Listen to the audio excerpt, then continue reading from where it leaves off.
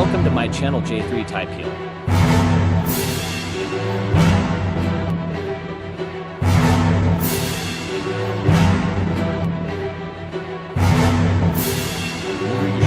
रेगिस्तान से गुजरती एक ट्रेन को दिखाया जाता है। वर्जिल नाम का एक युवक उस ट्रेन से कहीं जा रहा था।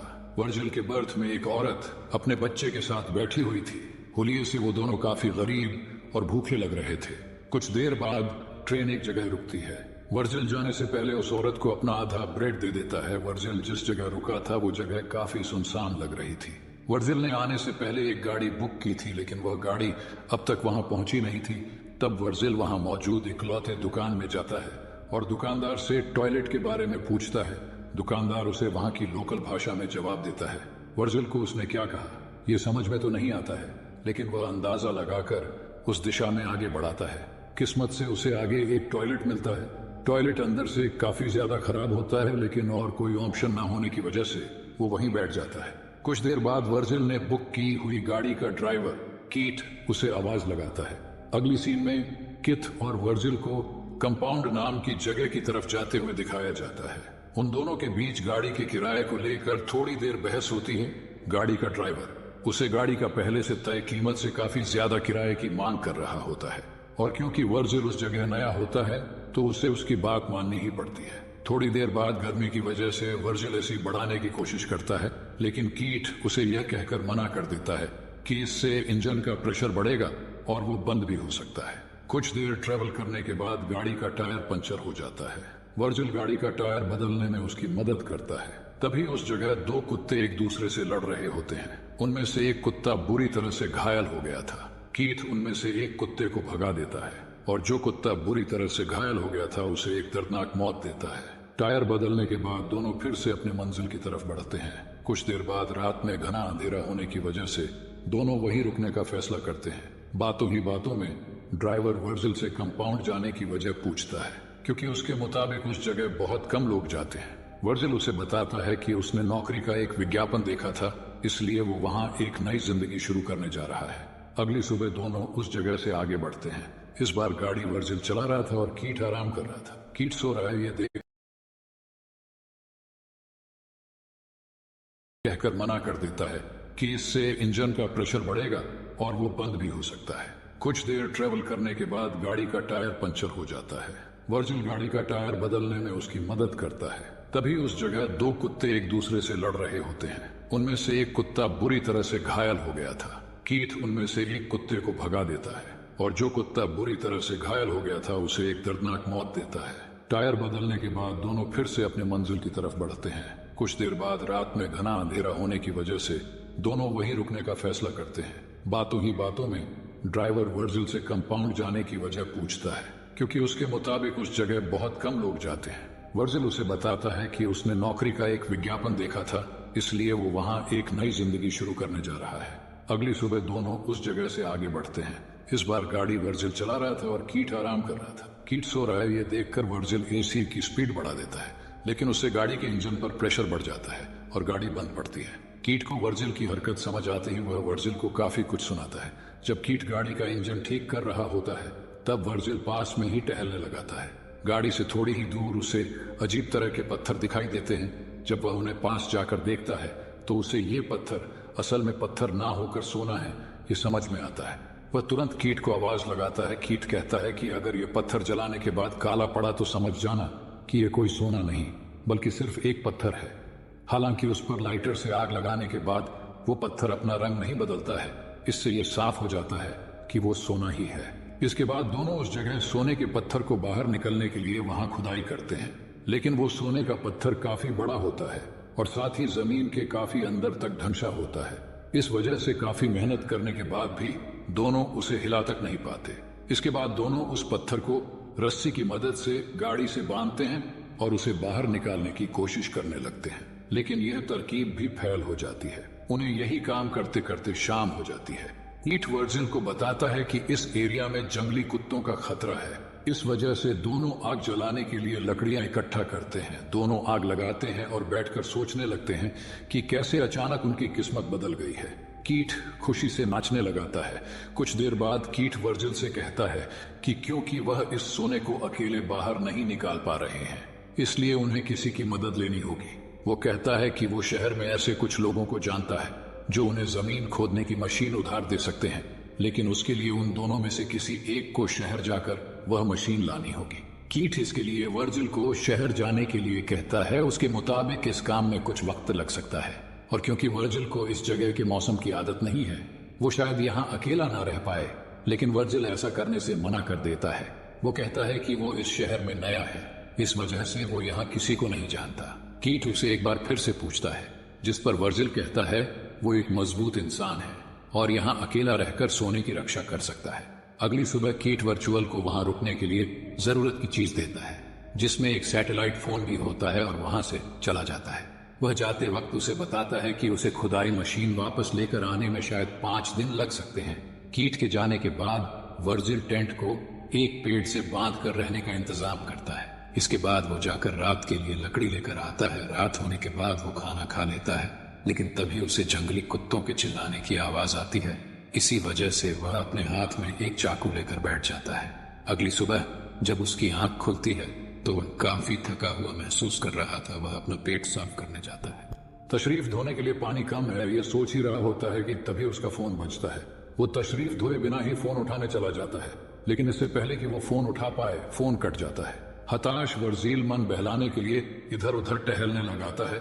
तभी उसे थोड़ी ही दूर पुराने हवाई जहाज के अवशेष दिखाई देते हैं। वह उसे शेल्टर के तौर पर इस्तेमाल करने के बारे में सोचता है, लेकिन सोना जिस जगह गड़ा होता है वो जगह वहां से काफी दूर होने की वजह से वह उस प्लेन की कुछ पार्ट्स अपने टेंट के पास लेकर जाता है।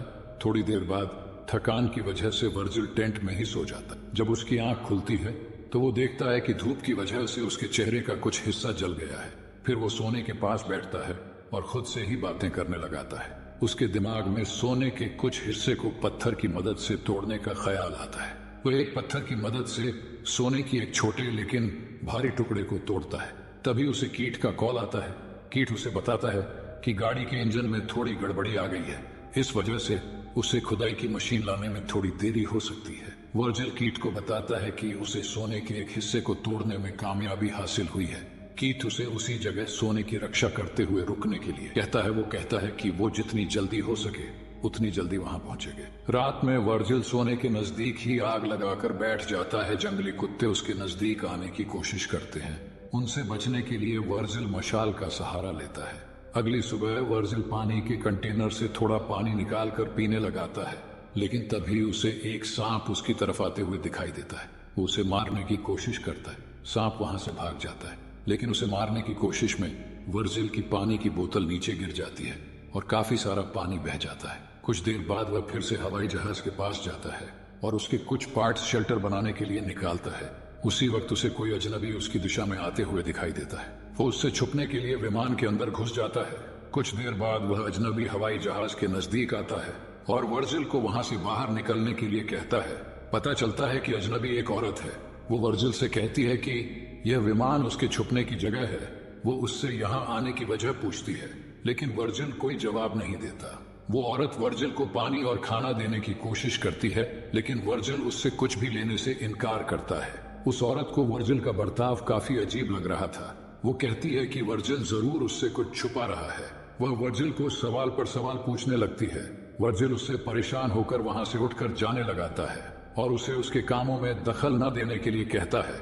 उसी बीच उस औरत को वर्जिल का शेल्टर दिखाई देता है। वो उसके शेल्टर को तोड़ने लगती है और उसे वहां से जाने के लिए कहती है। वर्जिल को उसकी इस हरकत से बहुत गुस्सा आता है और वह उसे वहीं पर जान से मार डालता है। इसके बाद वो उसके पास जो भी जरूरत की चीज थी उन्हें अपने पास रख लेता है और उसके शरीर को पास ही दफना देता है। लेकिन कुछ देर बाद एक जंगली कुत्ता उस औरत के शरीर को गड्ढे से निकालकर खाता हुआ नजर आता है।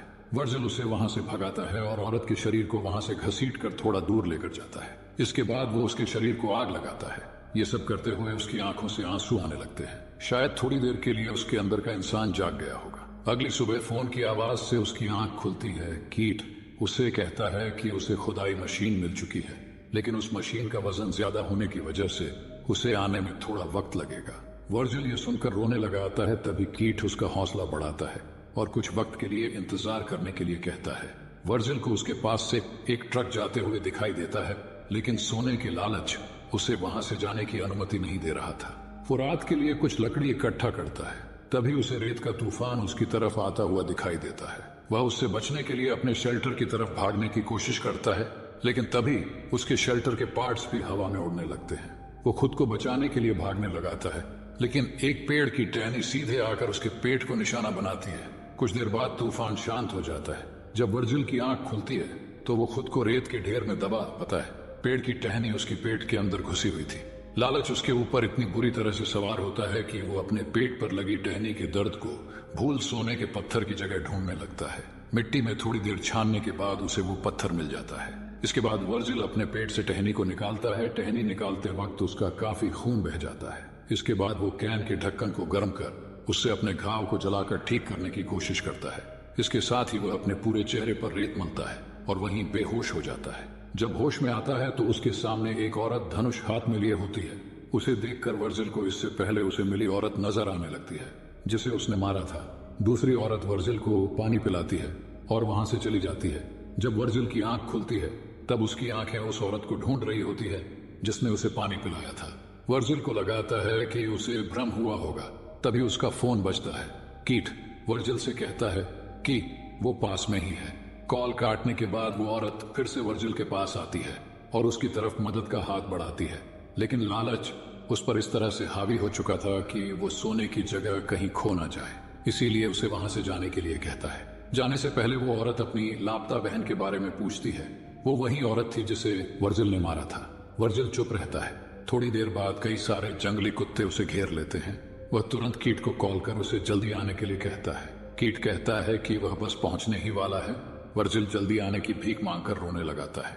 अगले सीन में पता चलता है कि किथ उसके नजदीक ही बैठा उस पर नजर रखे हुए था। थोड़ी ही देर में जंगली कुत्ते वर्जिल की बोटियां चबाने लगते हैं और वर्जिल बस अपने सोने की तरफ नजर गड़ाए हुए रखता है।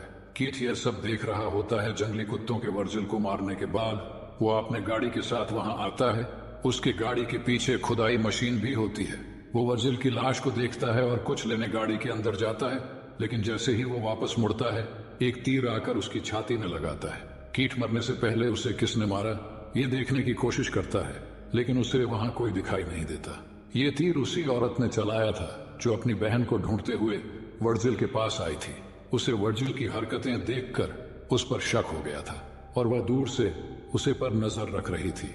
इसी से उसको वहां गड़े सोने के बारे में भी पता चल गया और उसने मौका देखकर आखिरी समय में कीट को उसके कर्मों की सजा दे दी और वर्जिल ने सोने की लालच में उस निर्दोष को मारा था, इसलिए उसको भी उसके कर्मों की सजा मिल गई। इसी के साथ ये मूवी यही समाप्त हो जाती है।